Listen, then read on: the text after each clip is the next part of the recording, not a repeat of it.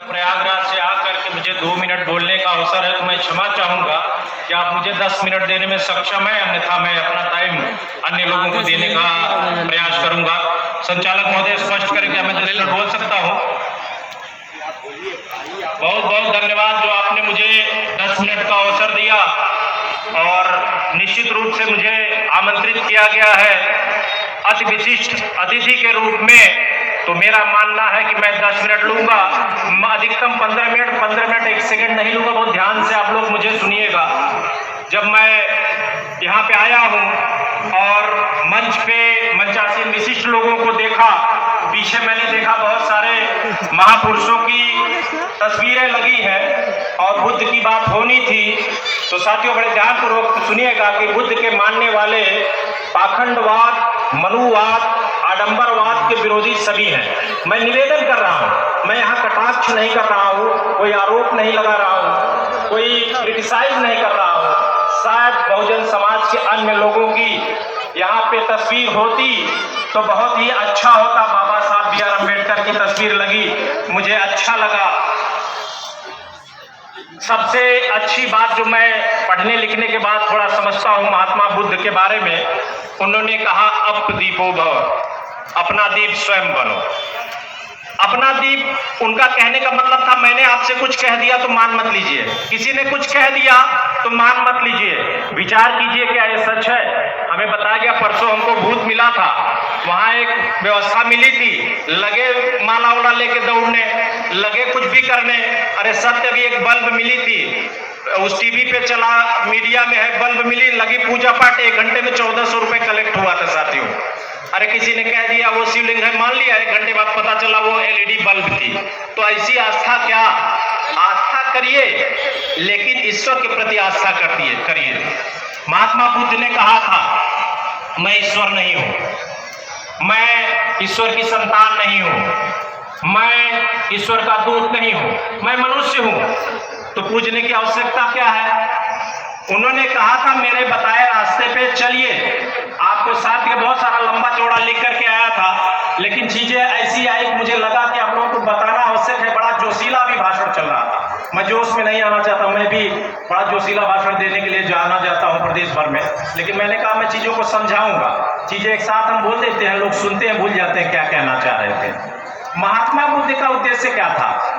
महात्मा बुद्ध ने, अभी राजनीतिक बातें न होने की बात हुई, महात्मा बुद्ध के रास्ते पे चलने वाली बातें विदेशों में की जाती हैं। जब इस देश में आते हैं, देश के चीफ, स्टेट के चीफ जब बाहर जाते हैं, मैं बुद्ध के देश से आया हूं, अभी बहुत सारे विद्वान साथियों ने कहा कि बुद्ध के देश से आए हैं और वहां से आकर के यहाँ किसी और की कहानी शुरू हो जाती है। क्यों भाई, जो विदेश में पहचान है उसी को मानिए ना, क्यों इस देश की व्यवस्था को नहीं मानते हैं?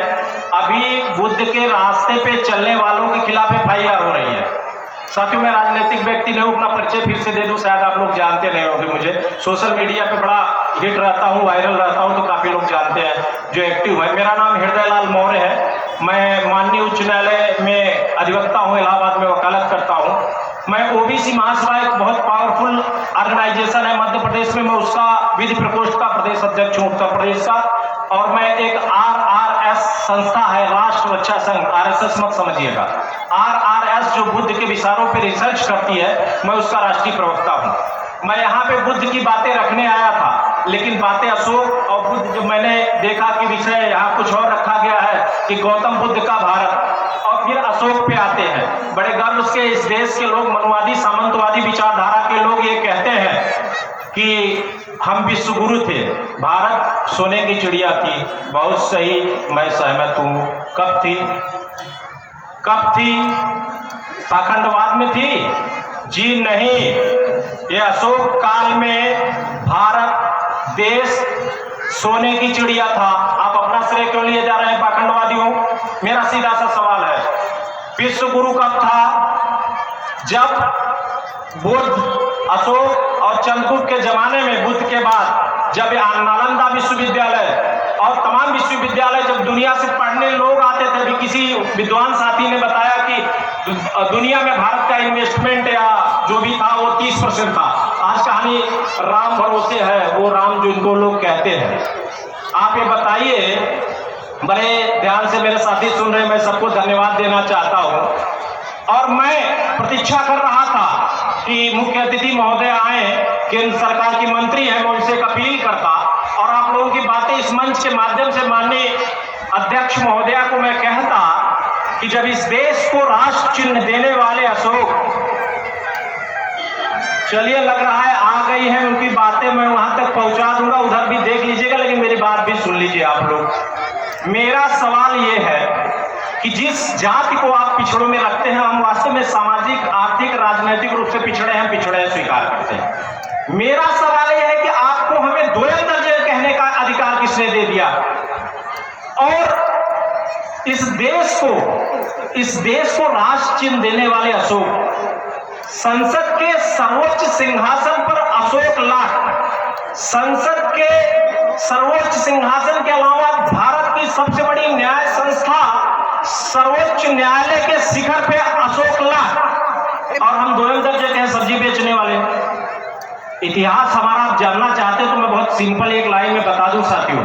हमारा इतिहास ये था, जब कुछ मूर्ख लोग, पाखंडी लोग कहते हैं कि बुद्ध के, अशोक के बौद्ध धर्म स्वीकार करने के बाद देश कमजोर हुआ, तो उन्हें बता दे कि वो दूसरी जनरेशन थी, तीसरी जनरेशन, और उसके बाद 7 जनरेशन हमने और शासन किया था। बुद्ध धर्म स्वीकार करने के बाद तो हमें तो अगली जनरेशन में समाप्त हो जाना चाहिए था, लेकिन वो हुआ नहीं।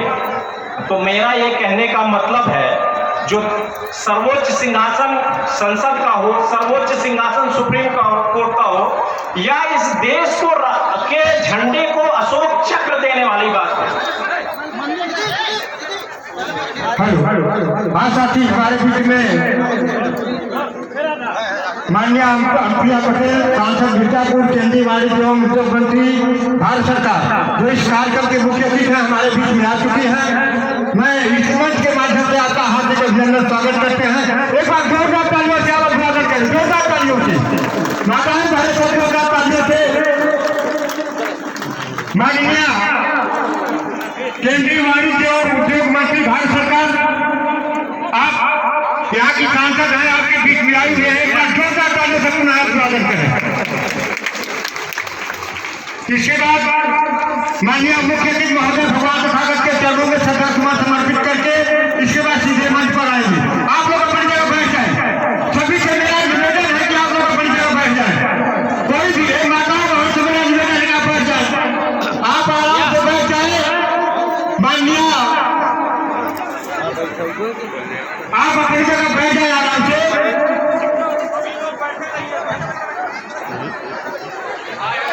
भैया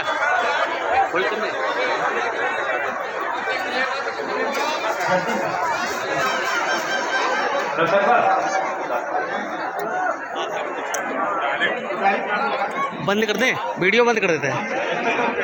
सिर्फ 2 मिनट प्रतीक्षा करें और मैं अपना संबोधन मुख्य अतिथि माननीय मंत्री जी के लिए करना चाह रहा था। मैं प्रतीक्षा कर रहा था 4 घंटे से कि वो कब आएंगी। मेरा भाषण अगले 2 मिनट में समाप्त है।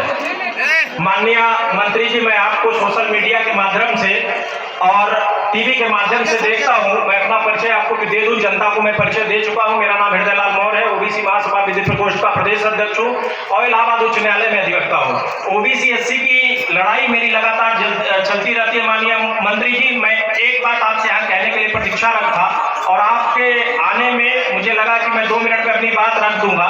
माननीय जी, मैं यहाँ पे सम्राट अशोक, बुद्ध और बाबा साहब के बारे में चर्चा कर रहा था।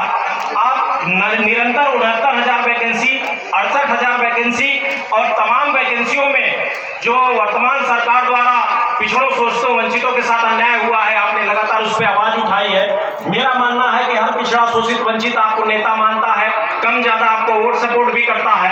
और उसी प्रकार से आज ये बुद्ध महोत्सव के अवसर पे मैं एक मांग आप यहाँ पे उपस्थित तमाम लोगों की तरफ से करना चाहता हूँ। माननीय मंत्री महोदया, इस देश को राष्ट्र चिन्ह देने वाले अशोक,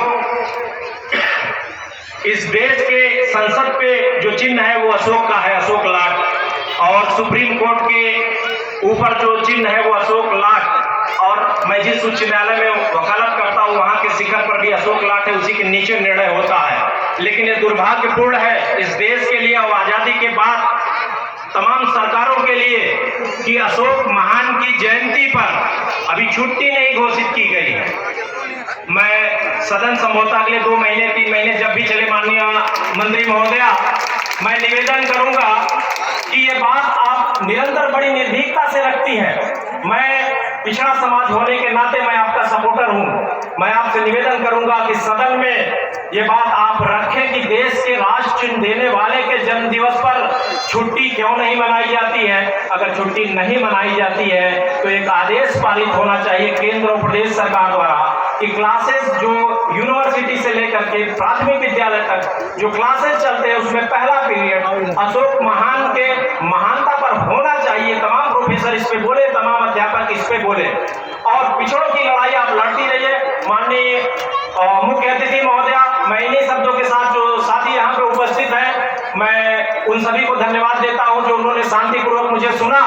और मैं माननीय उच्च न्यायालय में अधिवक्ता हूँ और जो भी चीजें अपने स्तर से सहायता होती है शोषित वंचितों के लिए करता हूँ। और जिनको भी मेरा नंबर और कार्ड चाहिए वो मुझसे संपर्क कर ले, मेरे पास कार्ड है। इन्हीं शब्दों के साथ मैं अपने भाई को विराम देना चाहूंगा। Thank you so much, thanks a lot.